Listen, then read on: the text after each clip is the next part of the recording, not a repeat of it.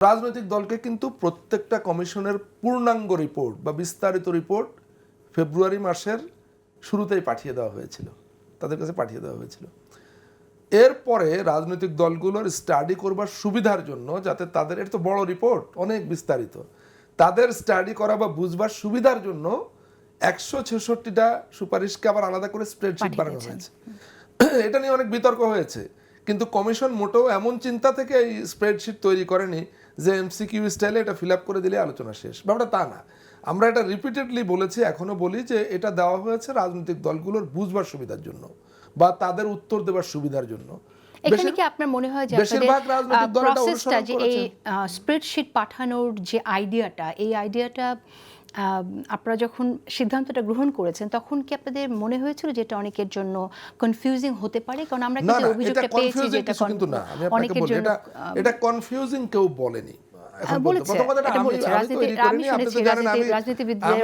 আমি কমিশনকে সহযোগিতা করি, আমি কমিশনের একজন সহযোগী, আমি কমিশনের মেম্বার না, এটা কমিশনের মেম্বাররা ডিসিশন নিয়েছেন, কমিশনের মেম্বাররা ডিসিশন নিয়েছেন। এবং আমি দেখেছি মানে বেশিরভাগ রাজনৈতিক দল, কিংবা বলতে গেলে যারা আলোচনায় অংশ নিয়েছে এর মধ্যে 90% রাজনৈতিক দল খুশি হয়েছে স্প্রেডশিট দেখে। তারা বলেছে এটা আমাদের কাজটাকে ইজি করে দিয়েছে।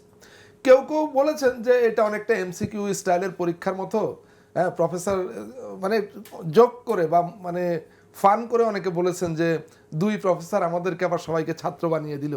হ্যাঁ, কারণ আপনি জানেন কমিশনের সভাপতি প্রফেসর মোহাম্মদ ইউনুস এবং সহসভাপতি প্রফেসর আলী রিয়াজ, তো অনেকে আলোচনায় এসে ফান করে বলেছেন যে আপনারা 2 প্রফেসর আমাদেরকে আবার ছাত্র বানিয়ে দিয়েছেন। কিন্তু এটা ফান করেই তারা বলেছেন, বেশিরভাগই তারা এটা অনুসরণ করেছেন। হাতে গোনা 2-3টি দল তারা স্প্রেডশিটে সরাসরি অনুসরণ না করে তারা তাদের মতো সুপারিশগুলোর ব্যাপারে মতামত লিখে দিয়েছেন। হ্যাঁ, এটা দুটো বড় জোর 3টি দল এটা করেছে।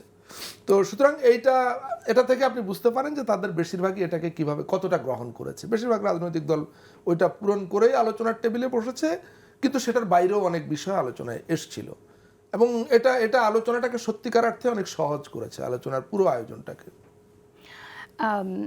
আমরা রাজনীতিবিদদের কাছে ভিন্ন কথা শুনলেও আপনি যেহেতু বলছেন যে এটা তাদের জন্য সহজ করেছে, আসলে ওই বিষয়ে খুব গুরুত্ব না দিয়ে আমরা আসলে কি সংস্কার হচ্ছে, মৌলিক সংস্কার কি কি হচ্ছে সেটাই বরং একটু জানতে চাই। এখন যে আলোচনা আপনাদের রাজনৈতিক দলগুলোর সাথে হচ্ছে, আমরা গুরুত্বপূর্ণ যে জায়গাগুলো, প্রধানমন্ত্রীর মেয়াদ নিয়ে এবং উচ্চকক্ষে পিআর পদ্ধতিতে সদস্য নির্বাচিত হবে কিনা, এই বিষয়গুলো নিয়ে সাংবিধানিক কাউন্সিল গঠন নিয়ে যে দ্বিমত আছে, আপনি কি মনে করছেন সেখানে কোনো চেঞ্জ আসতে পারে নাকি? দেখুন, আমি স্পেসিফিক্যালি কোন পার্টি কোথায় একমত কোথায় দ্বিমত সে আলোচনায় মুহূর্তে এখানে করব না। যদিও বিভিন্ন বৈঠকের পরে রাজনৈতিক দলগুলোর তরফ থেকে এগুলোর ব্যাপারে তারা ব্রিফ করেছেন, বলেছেন, কিন্তু কমিশন কিংবা আমার জায়গা থেকে আমরা এখনো পর্যন্ত রাজনৈতিক দলগুলোর সঙ্গে কি আলোচনা হয়েছে সেটার ব্যাপারে একদম স্পেসিফিক তথ্য দিয়ে বলছি না। নিশ্চয়ই কমিশন একটা পর্যায়ে গিয়ে বলবে।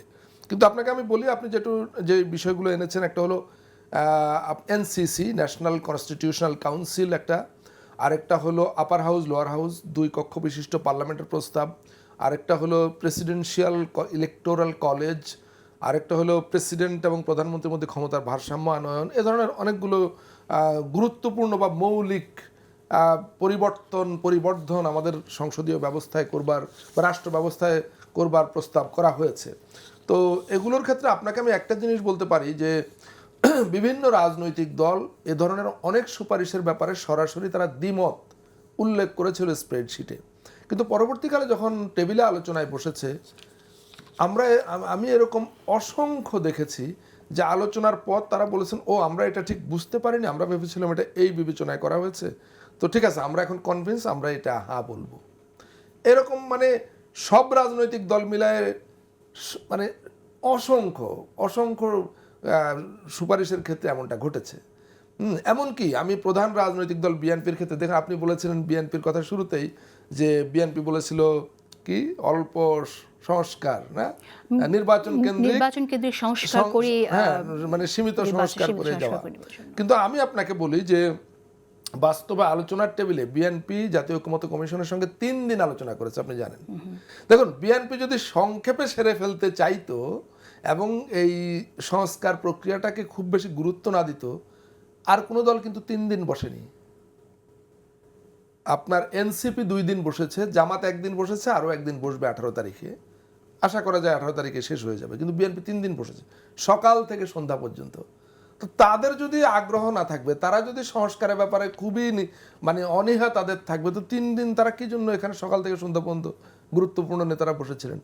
আমি আপনার অবগতির জন্য জানাই এবং আপনার মাধ্যমে আমি বাংলাদেশের মানুষকেও বলতে চাই যে বিএনপি এখনো অনেক জায়গায় দ্বিমত আছে, সব একমত হয়ে যায়নি। একমত হয়ে গেলে তার আলোচনার দরকার নাই, কিন্তু অনেক গুরুত্বপূর্ণ ইস্যুতে বিএনপি অত্যন্ত ইতিবাচক অবস্থান নিয়েছে।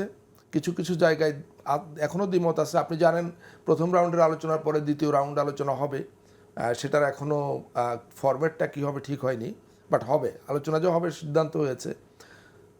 প্রথম রাউন্ডের আলোচনায় যতটুকু অগ্রগতি হয়েছে আমি দেখেছি কমিশনের সদস্যরা বটে, এমনকি সর্বশেষ যেদিন কমিশন প্রধান এবং মাননীয় প্রধান উপদেষ্টা প্রফেসর মোহাম্মদ ইউনূসের সঙ্গে সবাই বসেছিলেন, সেদিন অগ্রগতির যে তিনি চিত্রটা পেলেন তাতে তিনি খুবই সন্তোষ প্রকাশ করেছেন। তিনি বলেছেন তো এটা যথেষ্ট অগ্রগতি। হ্যাঁ, তিনি বলেছেন যে এটা খুবই আশা জায়গা নিয়ে, এবং তিনি আশা করেছেন যে দ্বিতীয় রাউন্ডে গিয়ে এটা আরও ভালো অগ্রসর হবে।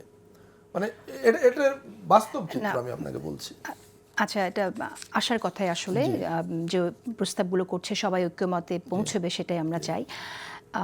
সেক্ষেত্রে যে গুরুত্বপূর্ণ যে বিষয়গুলো আছে আমি একটু জানতে চাই, যেমন আপনার তরুণদের জন্য 10% আসনে মনোনয়ন দেয়া, সংসদ নির্বাচনে ন্যূনতম 21 বছর করা, এই প্রস্তাবগুলো সংবিধান সংস্কার কমিশন থেকে করা হয়েছে।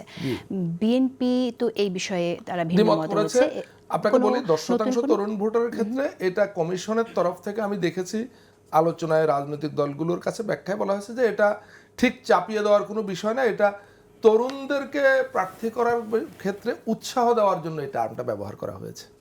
হ্যাঁ, রাজনৈতিক দলগুলো যাতে তাদের প্রার্থী দেবার ক্ষেত্রে বা প্রার্থী বাছাইয়ের ক্ষেত্রে তরুণদেরকে একটু অগ্রাধিকার দেয় বা তরুণদের অংশগ্রহণ বাড়ায়, সেই জন্য এক ধরনের উৎসাহমূলক একটা সুপারিশ হিসেবে এটা এখানে ইনক্লুড করা হয়েছে। তো এটার ব্যাপারে রাজনৈতিক দলগুলো কেউ দ্বিমত করেনি, তারা বলেছে না আমরা প্রত্যেকেই তরুণদের ব্যাপারে, বিএনপিও বলেছে যে আমরা তো অনেক তরুণকে ইনক্লুড করেছি, আমাদের নেতৃত্বের মধ্যে অনেক তরুণ আছে, এখানে কিন্তু তরুণের কোনো বয়সসীমা নির্ধারণ করা নেই, আপনি দেখবেন। সুতরাং এটা আসলে সবার জন্য খুব ফ্লেক্সিবল। এটা সংসদ নির্বাচনের জন্য ন্যূনতম বয়স 21 বছর করার প্রস্তাব আছে, ওইটা আরেকটা জিনিস, সেটা হলো সংসদ নির্বাচনে প্রার্থী হবার জন্য। হ্যাঁ, এটা নিয়ে আমি বলতেই পারি বেশিরভাগ রাজনৈতিক দল বলেছে যে না, এটা 21 বছর এটা কম হয়ে যায়। তবে বেশ কিছু রাজনৈতিক দল বলেছে যে গতকালকে একটি রাজনৈতিক দল তারা বলেছে যে আমরা মনে করি এই বয়স 18 বছর হওয়া উচিত। কেন 18? নেজামি ইসলাম পার্টি, আমি নাম ধরে বলি, তারা বলছে আমরা এই কারণে মনে করি 18 বছর হওয়া উচিত যে 18 বছর বয়সে একজন মানুষ এমপি বানাতে পারবে, কে এমপি হবে সেই সিদ্ধান্ত নিতে পারবে, কিন্তু সে নিজে এমপি হওয়ার যোগ্যতা অর্জন করবে না। এটা কি করে হয়? তারা বলেছে আমরা মনে করি 21 না 18 বছরেই প্রার্থী হওয়ার অধিকার থাকা উচিত। অনেকগুলো দল বলেছে না 21, আবার একাধিক দল বলেছে 23 বছর। কিন্তু হ্যাঁ, এটা আমি বলতে পারি যে বেশিরভাগ দল বলেছে না 25 বছরই থাকুক এটা।